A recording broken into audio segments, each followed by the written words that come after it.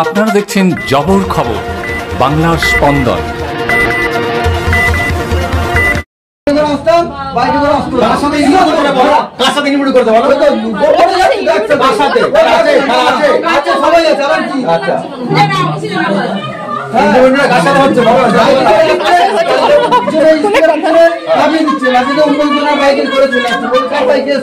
সেগুলো মার্কেট ভাবতে অবাক লাগছে আমাদের প্রধান, আমাদের পঞ্চায়েত প্রধান ভাবতে অবাক লাগছে। একদম এত নির্লজ্জ, এত নোংরা নোংরা মহিলা আমাদের পঞ্চায়েত প্রধান, ভাবতে অবাক লাগছে।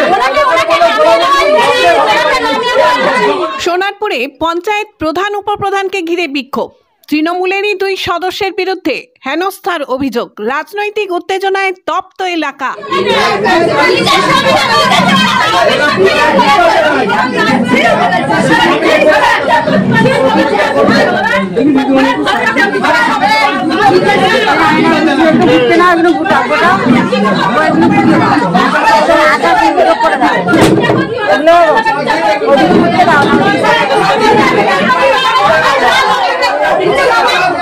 সোনারপুর ব্লকের কালিকাপুর 1 নম্বর গ্রাম পঞ্চায়েতের প্রধান ও উপপ্রধানকে ঘিরে তীব্র বিক্ষোভ ও হেনস্থার অভিযোগে তপ্ত হল পঞ্চায়েত অফিস চত্বর। অভিযোগ, তৃণমূলেরই 2 পঞ্চায়েত সদস্য শাইনাজ বেগম ও রবিন মণ্ডল দলবল নিয়ে পঞ্চায়েত প্রধান দেবশ্রী নস্কর ও উপপ্রধান মাধব মণ্ডলের উপর চড়াও হন। এই ঘটনার সময়কার ছবি সোশ্যাল মিডিয়ায় ছড়িয়ে পড়তেই রাজনৈতিক উত্তেজনা আরও বাড়ে। কম বেশি করে 2000 মহিলা আছে। দিদের চেয়ারটা সরে যাও, 2000 মহিলা সরে যাও সবাই। সেই 12 বছর পর কি বলছে কোথায় পাবে সেই ইলেকশনে প্রসিডিউর ইলেকশন কিভাবে হলো সেই বিষয়ে দলের মেয়েরা। ঘটনাস্থলে উপস্থিতদের অভিযোগ, প্রধান ও উপপ্রধান পঞ্চায়েত কার্যালয়ে নিজেদের চেয়ারে কর্তব্যরত অবস্থায় ছিলেন। ঠিক সেই সময়েই 50 জনকে সাথে নিয়ে শাইনাজ বেগম এবং রবিন মণ্ডল অফিসে ঢুকে পড়েন। অভিযোগ, প্রধানকে মারধরের হুমকি দেওয়া হয়, গালিগালাজও করা হয় এবং শারীরিকভাবে হেনস্থা করার চেষ্টা করা হয়। আপনার পঞ্চায়েতের ভিতরে ঢুকে কিভাবে আপনাকে হেনস্থা করেছে এবং কারা করেছে? প্রথমে পঞ্চায়েতে শাইনাজ বেগম বলে এক আমার মেম্বার, সে এসে আমাকে বলছে যে শাইনাজ বেগম বলে এক মেম্বার, সে এসে আমাকে বলছে যে মিঠুকে কিভাবে নেওয়া হয়েছে। আমি বললাম আমি এই ব্যাপারটা জানি না, কিভাবে নেওয়া হয়েছে সেটা প্রতিমা ভালো বলতে পারবে, প্রতিমাকে জিজ্ঞাসা করো। তখন বলছে প্রতিমা বলতে পারবে না, তো এটা তোমরাই বলতে পারবে, তোমরাই নিয়েছো, তোমাদের প্ল্যানিং করেই তোমরা নিয়েছো। আমরা বলছি না। তা তখন বলছে মাধবদা আসুক, মাধবদা এলে তারপর কথা হবে বলে মাধবদা তার মানে 2-1 মিনিট পরেই মাধবদা ঢুকেছে।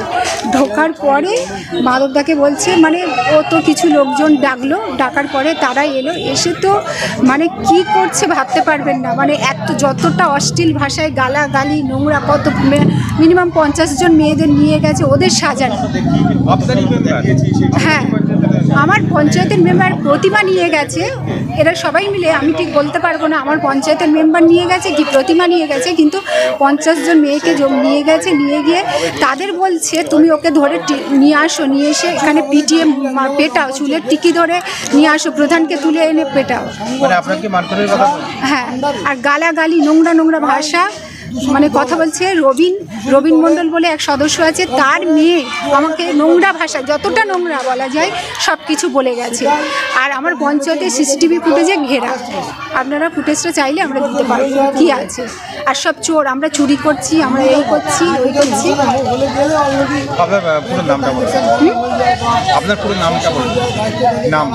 দেবশ্রী নস্কর। প্রধান দেবশ্রী নস্কর জানান, রবিন মণ্ডলের মেয়েও তাকে কুরুচিকর ভাষায় অপমান করেছেন। স্বনির্ভর গোষ্ঠীর কমিটি গঠনকে ঘিরে দীর্ঘদিন ধরেই পঞ্চায়েতে মতবিরোধ চলছিল। উপপ্রধান মাধব মণ্ডলের দাবি, কমিটির সম্পাদকের বিরুদ্ধে দুর্নীতির অভিযোগ পেয়ে তাকে সরিয়ে দেওয়ায় পরিকল্পিতভাবেই তাদের উপর হামলা চালানো হয়েছে। দেখুন, এই যে দুর্নীতিটা হয়েছে 12 বছর ধরে যে একটা মানে বোর্ড চলছিল, বোর্ড অফ ডাইরেক্টর, সেখানে মাত্র 3 জনে মিলে টাকা লেনদেন করতো, যা কিছু কাজ 3 জনই করতো। এবং 3 জনের জায়গায় অনেক সময় একজনও 3 জনের সই করে ব্যাংক থেকে টাকা তুলতো।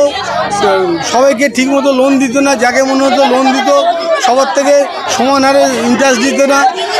সঙ্গের টাকা তুলে বাইরে খাটানো, যারা সিএসপি আছে, যারা বিভিন্ন সার্ভে করে তাদের পারিশ্রমিক পুরো দিত না। বিভিন্ন যে ট্রেনিংগুলো হতো, কোনো ট্রেনিং না করিয়ে ট্রেনিংয়ের টাকাগুলো তুলে নিত। এরকম লক্ষ লক্ষ টাকা 12 বছরের ট্রেনিংয়ে এসছে, ট্রেনিং না করে টাকা তুলে নিয়েছে। তারপরে অবৈধভাবে ক্যাশ ট্রানজ্যাকশান করেছে।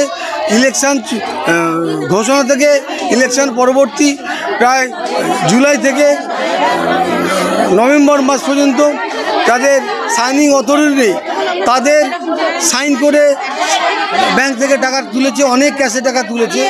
এইভাবে এই দুর্নীতি দীর্ঘদিন ধরে চলছিল। সেই দুর্নীতিটাকে বন্ধ হয়ে যাওয়াতে ও ওই পদে থেকে সরে যাওয়ার পর থেকে মানুষকে খেপিয়ে দিচ্ছে, মানুষের মধ্যে একটা বিভ্রান্তি তৈরি করে আমাদের সরকারের বদনাম করার চেষ্টা করছে। ঘটনায় শাসক দলের গোষ্ঠীদ্বন্দ্বই প্রকাশ্যে এসেছে বলেই অভিযোগ উঠেছে বিরোধী শিবির থেকে। বাম নেতা ও আইনজীবী সায়ন ব্যানার্জি দাবি করেন, গায়ের জোরে তৃণমূল এই পঞ্চায়েত দখল করেছিল, এখন নিজেদের মধ্যেই অনাস্থা তৈরি হয়েছে। দেখুন, প্রথম কথা হচ্ছে তৃণমূল কংগ্রেসের পরিচালিত বোর্ড, সেই বোর্ডের প্রধান এবং উপপ্রধান ঘেরাও হয়ে যাচ্ছে তৃণমূল কংগ্রেসের সদস্যদের দ্বারা। তার মানে একটা কথা খুব স্পষ্ট যে কয়েক মাসের মধ্যেই এই পঞ্চায়েতে অনাস্থা প্রস্তাব আসতে চলেছে। এটা কার্যত দিনের আলোর মতো স্পষ্ট যে এই প্রধান উপপ্রধানের ওপর তৃণমূল কংগ্রেসের যারা নির্বাচিত সদস্য তাদেরই কোনো আস্থা নেই, এবং আস্থা নেই বলেই তারা হয়তো গিয়ে ঘেরাও করেছেন। আর দ্বিতীয় কথা, এই পঞ্চায়েতে তো তৃণমূল হেরেছে, তৃণমূল জেতেনি, জিতেছে তো সিপিআইএম, কিন্তু গায়ের জোরে এরা এসে বোর্ডটাকে দখল করেছে। আসলে এই গোষ্ঠীকন্দল ইত্যাদি ইত্যাদি ইত্যাদি অনাস্থা, এর আলটিমেট পরিণতি হচ্ছে ওই বীরভূমের ভাদু শেখ পঞ্চায়েতের উপপ্রধান তৃণমূল কংগ্রেসের দ্বারা নিহত হচ্ছেন, পরবর্তীকালে রিটেলিয়েশন হচ্ছে, মারছে তৃণমূল, মরছে তৃণমূল, বিরোধী শূন্য করে দিচ্ছে, তারপর দলের মধ্যে বিরোধী কোনো মত রাখতে দিতে চাইছে না। আসলে গোটাটাই একটা অগণতান্ত্রিক প্রক্রিয়া। আপনি নিশ্চিন্তে থাকুন, এই তৃণমূল কংগ্রেস পরিচালিত যে বোর্ড, যা আসলে মানুষের রায়তে প্রতিষ্ঠিত হয়নি, এই তৃণমূলের বোর্ডের বিরুদ্ধে আমাদের বিশ্বাস, আমাদের ধারণা, এই তৃণমূলের সদস্যরাই আগামী কয়েক মাসের মধ্যে অনাস্থা প্রস্তাব নিয়ে আসবেন।